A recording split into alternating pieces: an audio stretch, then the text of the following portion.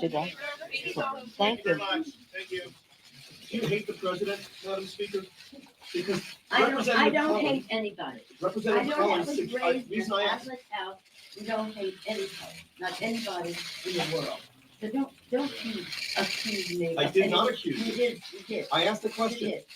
And Representative Collins yesterday suggested that the Democrats are doing this simply because they don't like the that guy. has nothing to do with it. Let me just say this. I think you should have. I think the president is a coward when it comes to helping our kids who are afraid of gun violence. I think he is cruel when he doesn't deal with helping our dreamers, of which we're very proud. I think he's in denial about the Constitution, about the climate crisis. However, that's about the election. This is about the elect. Take it up in the election. This is about the Constitution of the United States and the facts that lead to the president's violation of his oath of office.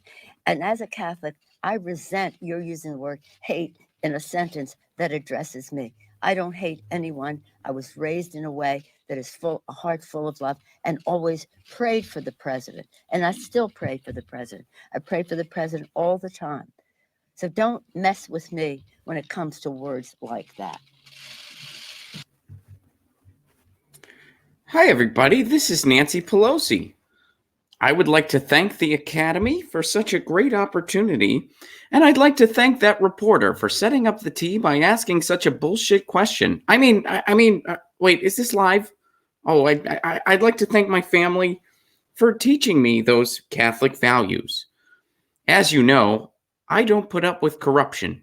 That's why I'm a proud member of the Catholic Church. No corruption for me. And of course I don't hate President Trump. Why would I hate somebody and then give them the Patriot Act again? I certainly wouldn't do that for somebody I hate. I do long for the days of George W. Bush, though. Oh, he was so dreamy when he was lying us into illegal wars.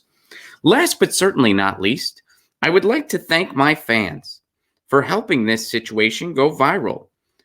I really do have the best fans. They'll praise me for doing pretty much anything. Whenever I have a somewhat reasonable talking moment where I parrot sentiments and virtues that people are taught in grade school, they praise me constantly. Yet they ignore all of my political decisions. It's really a win-win for me. Some of my biggest fans praise me daily for wiping my own ass, to which I usually respond, well, silly, it's your tongue. It's cold in Northern California right now. That's why I'm glad my boots will always be clean. Now back to Get Your Shoes On with Tom, or whatever the show's called.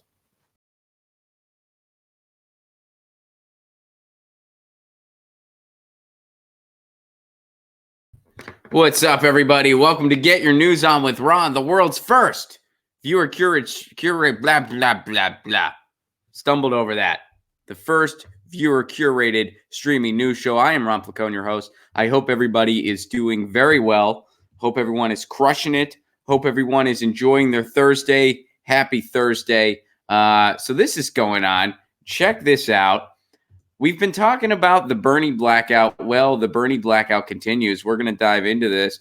Boom. Here we go. Bernie Sanders tops new California poll, but you wouldn't have known it by reading this LA Times headline.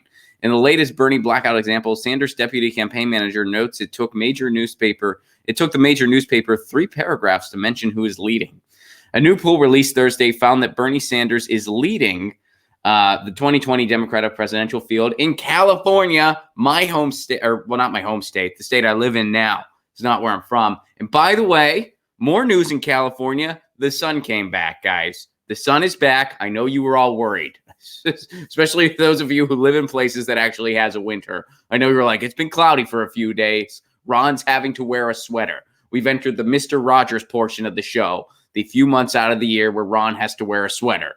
Well, sun's back. Here I am. And guys, Lucy also chilling. Lucy is in the other room now. She's kind of back to herself. She's not chilling in the bedroom. When she was doing that, I, of course, got concerned because I always look for any excuse to get concerned about. Not any excuse, but you know what I mean. The smallest thing, I'll be concerned about my cat. Does she poop at a different time? I'm concerned now. But I think it was just the weather, man. The clouds were kind of bumming her out a little bit. She was thrown off. Plus, I've been traveling a lot. That's thrown her off. But now She's kind of back to her usual chilling situation during the show. She might come over later. We'll see. But anyway, new poll reveals Bernie's ahead. Bernie's winning. So here's the initial headline from the newspaper. Warren and Biden lose ground in California's shifting 2020 Democratic race. That was the initial headline. Then they changed it to Warren and Biden lose ground. Sanders moves ahead in California's shifting 2020 Democratic race. So the poll conducted for the Times by the UC Berkeley Institute of Governmental Studies found that Sanders is leading the California presidential primary race at 24%, has gained 5% since September. Warren is in second place at 22%. Biden is in third at 14%. He's been down 6% since September. Why is he down by so much? I know, because he's been talking in public. That's why. And then Pete Buttigieg is at 12%. So that's the headline. And it took the LA Times 3 paragraphs to mention who is leading, where they finally mentioned that they're leading. So they had to change the headline. And here we can take a look at what they had to change it to. Warren and Biden lose ground. Sanders moves ahead in California's shifting 2020 Democratic race. Originally, it was just Warren and Biden lose ground. That was it. They didn't have this part. But so many people thought it was ridiculous that they're not saying who's winning the poll. CNN did something similar, and we covered this on the we covered it on the show. Bernie Sanders was winning a poll. CNN literally had about 4 or 5 headlines around the poll. None of them even mentioned Bernie Sanders. One of them said Pete Buttigieg is in fourth, but a strong fourth.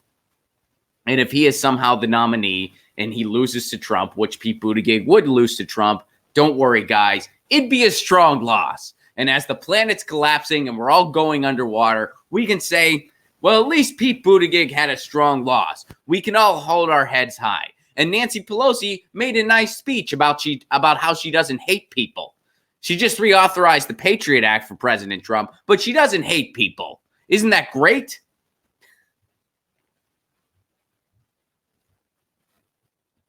So here's the LA Times thing, and this is what happened. Now, here's something interesting in the article. The Democratic presidential contest in California remains extremely fluid, but not enough to provide an opening for Michael Bloomberg, because I know we were all concerned. We were all worried. We were like, is there going to be enough for Michael Bloomberg? Billionaires need to have a voice in this, guys. I mean, come on. Those poor, underrepresented billionaires. So he entered the race weeks ago and was banking on winning big, blah, blah, blah, blah, blah. The survey found that both Senator Warren in Massachusetts and former Vice President Joe Biden have lost ground. The erosion has benefited Senator Bernie Sanders of Vermont, who narrowly tops the primary field. So, yeah, in the third paragraph, it still takes until the third paragraph where they mention that Bernie Sanders is winning the poll. That's still the case. But they did add this part to the headline because all they had mentioned prior was that Bernie Sanders has lost ground. What I find interesting about the article, too, is that they kind of credit Bernie's surge in the poll to Michael Bloomberg entering. They're saying that Michael Bloomberg's eroding the field, which, by the way, first of all, they're not really giving Bernie credit that he deserves, A, but also they're kind of subtly, unintentionally admitting that, you know, who's looking out for the rich? Warren and Biden. You know who isn't? Bernie Sanders. That's what they're saying. If they're saying that Biden and Warren are closer to Bloomberg than Bernie Sanders, which is true, by the way, which is absolutely true. They're kind of just admitting that it's like, these are the people who will look out for the donors. This guy won't. So when a billionaire enters, these people decline a little bit and this guy surges. That's what the article is unintentionally admitting.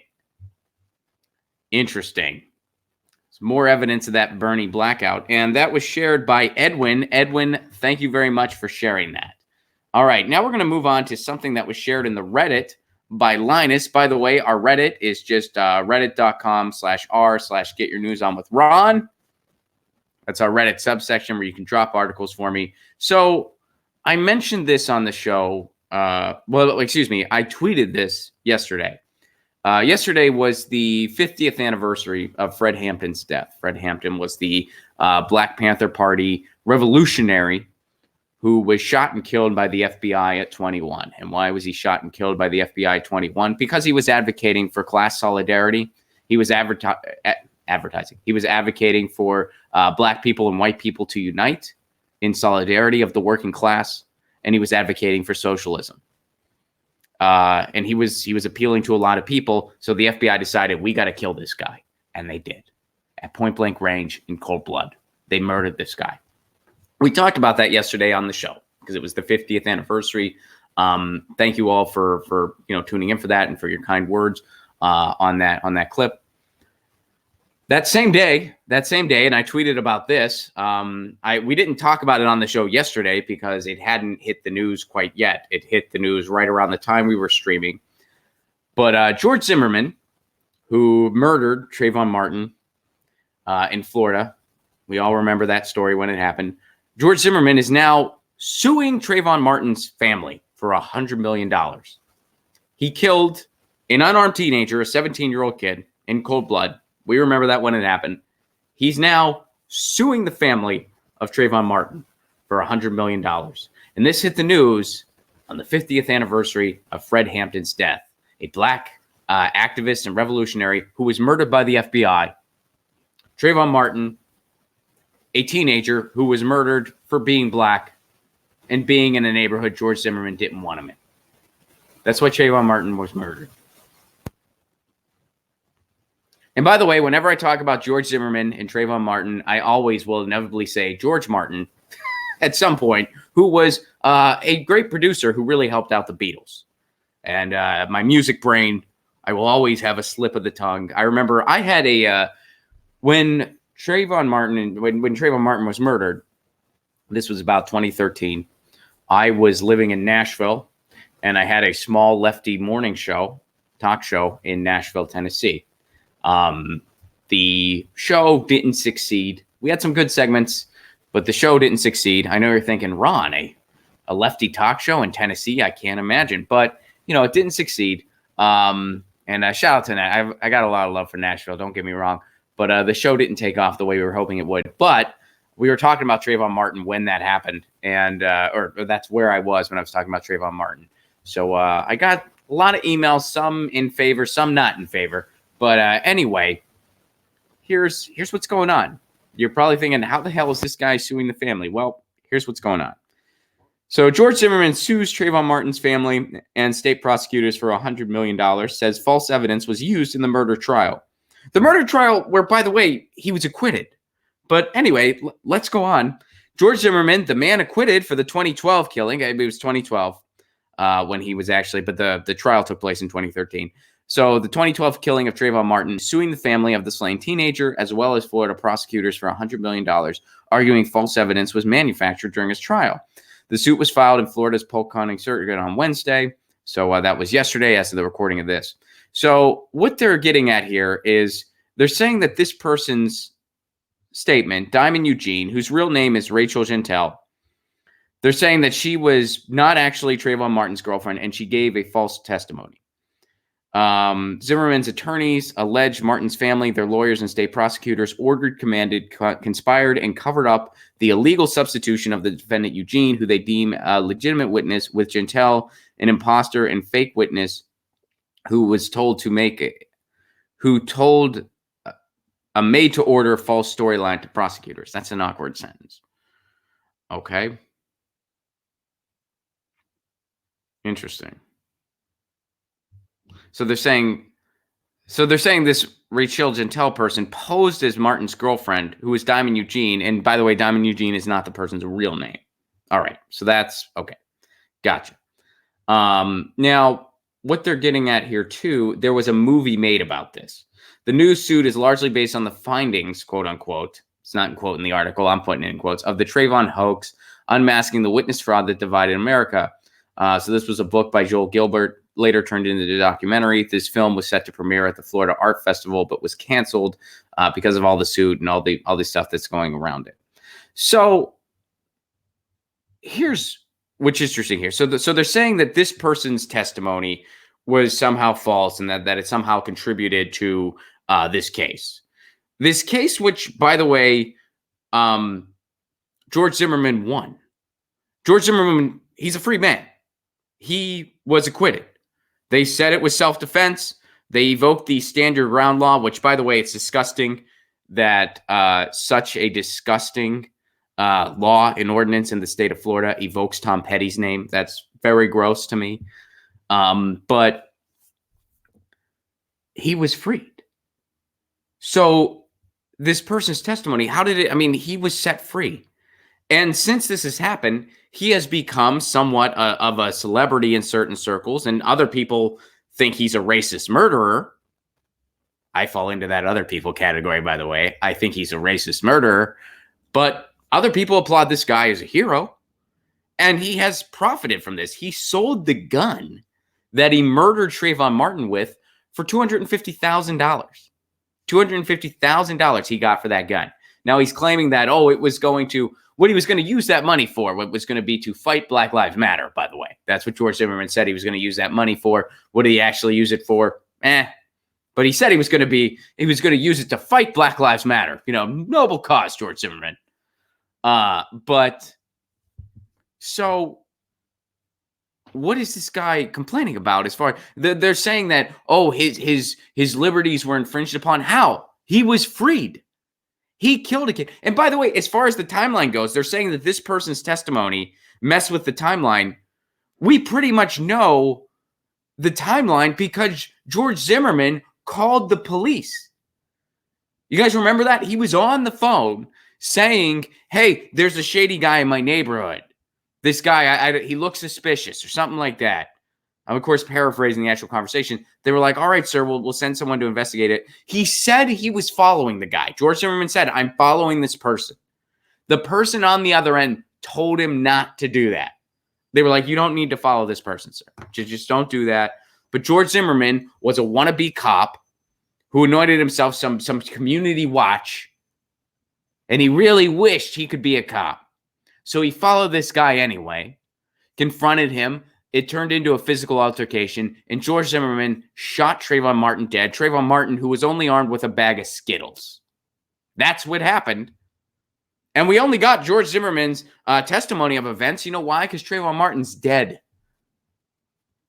He couldn't give his side of the story. And now they're saying because of some witness, it makes... You got to be kidding me. And George Zimmerman, he's a free guy. He walked free. It's not like he lost this. He won.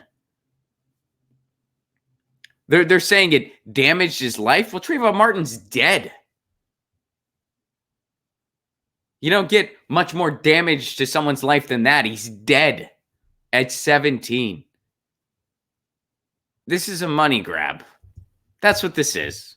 This is yet another money grab. George Zimmerman has used killing an unarmed teenager as an opportunity to enrich himself. And he has many times over. So $250,000 that gun auction for.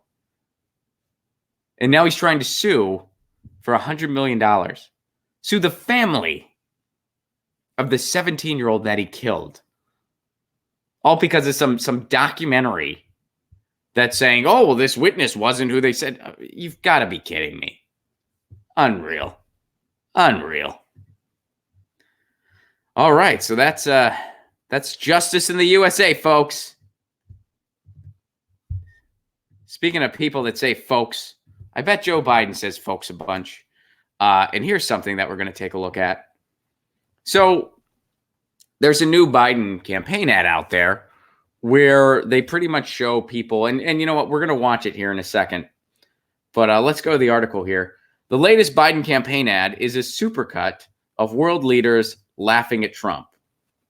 So former Vice President Joe Biden's campaign pounced Wednesday evening after a viral video featuring frustrated world leaders mocking President Trump circulated online. The Democratic candidate released a new attack ad saying the country needed a leader the world respects. The minute-long clip begins. All right, so it's a bunch of people at the UN. People are supposedly laughing at Trump. The world sees Trump for what he is, insincere, ill-informed, and corrupt. Biden says in a voiceover in the ad, dangerously incompetent and incapable, in my view, of world leadership. That's Joe Biden. So what this tells us, and by the way, all those things are true about Donald Trump. He is incompetent. He isn't fit to lead. He is a laughingstock amidst the world. By the way, how often have we had somebody that the rest of the world has liked to see? The world hated George W. Bush. A lot of the world did like Obama. They liked the fact that he was a nice talking guy. They weren't a fan of a lot of his actions because he brought us 2 wars to 7. So, but let's go here. We're going to check out the ad for ourselves.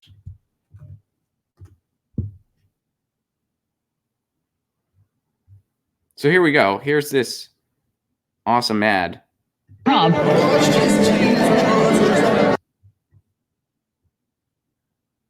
Let's rewind it to the beginning.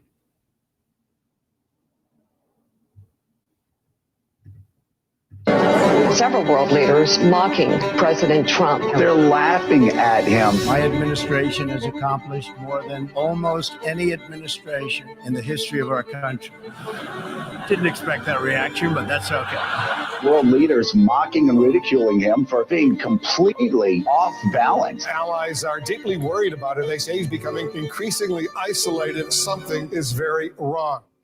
The world sees Trump for what he is: insincere, ill-informed, corrupt, dangerously incompetent, and incapable, in my view, of world leadership. And if we give Donald Trump 4 more years, we'll have a great deal of difficulty, if ever, being able to recover America's standing in the world and our capacity to bring nations together.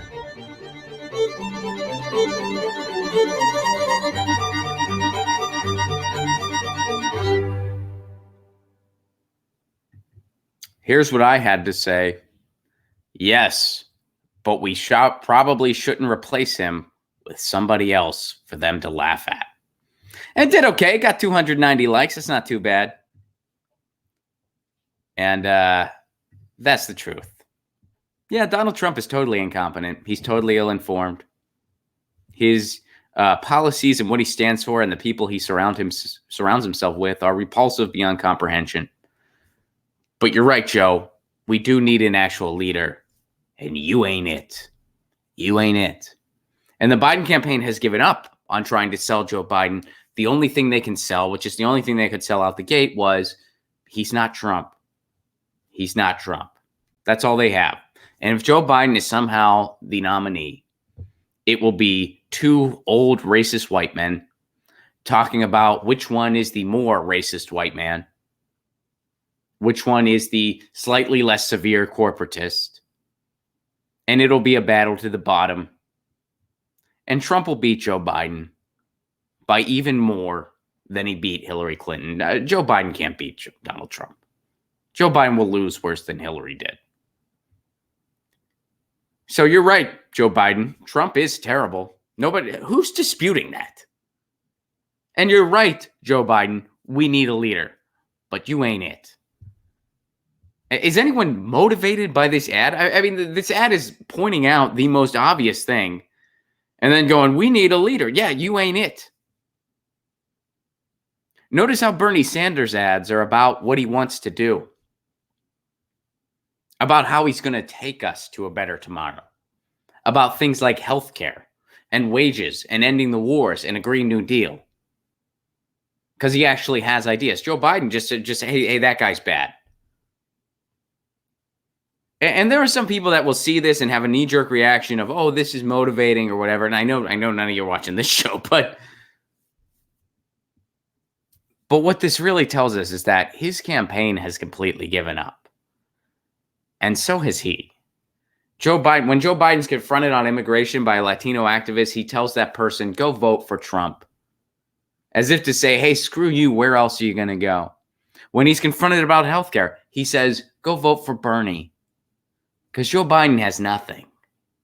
All Joe Biden has is I'm not Trump, and it's evident in all of his campaign ads, especially this most recent one. And it's evident in the fact that they're trying to not let him speak. He has the same problem Hillary Clinton has. He can't get his numbers higher. Because every time he speaks, people like him less. Because he says stupid, disgusting things, or just incoherent, ridiculous things about him being a lifeguard and seeing roaches and kids sitting on his lap. We do need a leader, Joe. You ain't it. And we're not going to be fooled by your ridiculous campaign ad. So here's something Bernie Sanders is doing.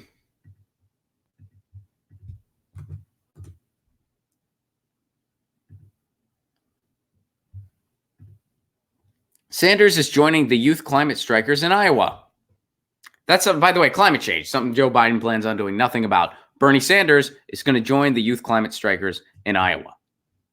Senator Bernie Sanders on Friday will strike with youth climate activists in Iowa. His campaign announced this on Wednesday. Sanders will speak at the strike in Des Moines outside the state capitol on Friday morning. That's tomorrow, as of the recording of this. Bernie Sanders will be striking with us on Friday. Will you? They wrote in a Facebook post. Make sure to arrive by 10:15 so you can see Bernie speak at 10:30. Sanders' participation in the strike builds on his planned campaign events in Iowa this week, including a canvas launch at the Iowa Citizens for Community Improvement on Friday afternoon. The event comes after the Progressive Community Organization endorsed Sanders on Monday. By the way, Bernie Sanders has endorsement from progressives in every county in Iowa.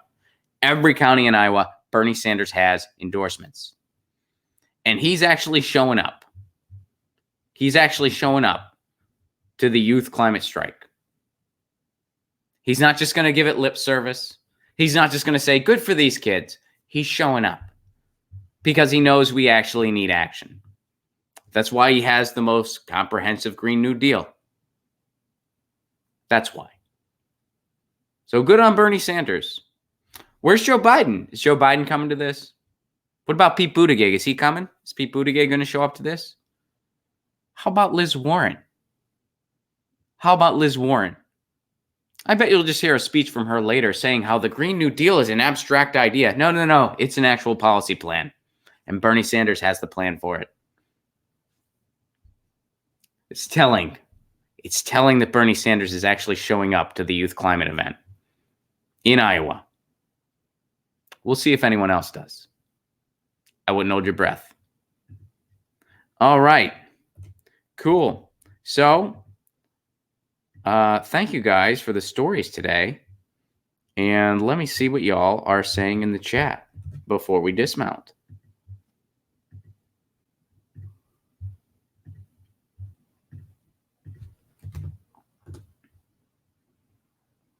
By the way, shout out to our sponsors, ZT.com, ZHITEA.com. Their tea kind of rules. You know. Balthazar228, thank you very much for the super chat contribution. I can't wait for when HRC, Trump, and the British royal family sue Epstein for defamation and expelling bodily fluids on their clothes. Oh, boy. Oh, boy. Yep. And Lee Cox says, Biden will be a Haydn. I like that. Damn, that is good. I love that, Lee. Thank you. Whenever there's something in the public spotlight, whenever there's activism to be had, Biden will be a Haydn, says Lee Cox. I dig it, Lee. I dig it. Lee's a poet and he knows it. I like that. Guys, tour dates, I got them. So first of all, don't wait on Southern California. December 13th, we're going to be in Ventura, California. That's Graham Elwood and myself. December 14th, we're going to be in Los Angeles, California at the Dojo of Comedy, Sycamore Tavern. Get tickets for those shows now. RonPlacone.com. Do not wait. And what are we going to be doing at those shows? We're going to be premiering our 2020 sets. Been working on our sets for 2020 because we got a lot to talk about. We're going to be premiering those in Southern California. Then we're hitting the road. Where are we going to be? February 8th, Tucson, Arizona. February 29th, San Francisco, California. March 12th, Orlando, Florida. March 14th, Miami, Florida. March 13th, Tampa. Hold tight. We should have everything confirmed very soon. April 10th, I'm going to be in Pittsburgh, Pennsylvania. Get those tickets. Do not wait. April 24th, Seattle, Washington. April 25th, Portland, Oregon. May, Albuquerque. We're working on it. Does anyone know a venue in Albuquerque? Please let us know. We're working on Albuquerque. And we should be in Detroit, Cleveland, and Cincinnati. Hold tight. We are working on confirming those shows very, very soon. July, it's just been confirmed. July 11th, Chicago, Illinois, and July 12th, Milwaukee, Wisconsin. And we got more dates a coming. East Coast, do not worry. We are coming back. Minneapolis, we are coming back. We should have all of our 2020 dates confirmed during the first quarter of next year, and we're confirming more dates by the day. RonPlacone.com for all those tickets. If you want to support the show on the sustainability end, please do consider becoming a patron. For a give what you can level, you get all kinds of exclusive content. You get my album for download. You get full stand-up clips not available anywhere else. You get a patrons-only stream once a week where I only respond to the patrons. And you get dialogues between myself and my cat Lucy before they get illustrated, which you can find that at lucyandron.com, patreon.com/Ron Placone. It's a give what you can level. So no matter what you give, you get all the same stuff. Even $1 a month goes very, very far. So if you got an extra $1 a month, want to throw it my way, you'll help me expand this show. I want to do mini documentaries. I want to do more streams. I want to do more interviews. I want to have more guests. I want to start making documentaries about municipal broadband and net neutrality, because I think that's the only way this movement will pick up steam. I do need some assistance to do that. Patreon.com/Ron Placone if you are able and interested. Also, you know the drill. Lucy. So Lucy didn't come over. I got to tell you, Lucy didn't come over. I was hoping she would, but Lucy did not come over. But, she's chilling. She's chilling. But you know what she says. Lucy says meow. I say peace. We'll be back Monday for Music Monday. We don't do a stream on Friday, but the podcast drops. So if you missed anything this week, check out the podcast on Friday. Get your news on with Ron wherever you get podcasts. And we'll be back Monday for Music Monday, which we got a stacked Music Monday, by the way. And we got a special guest I'm really excited about. I'll be announcing more on that over the weekend. But in the meantime, Lucy says meow. I say peace. Peace.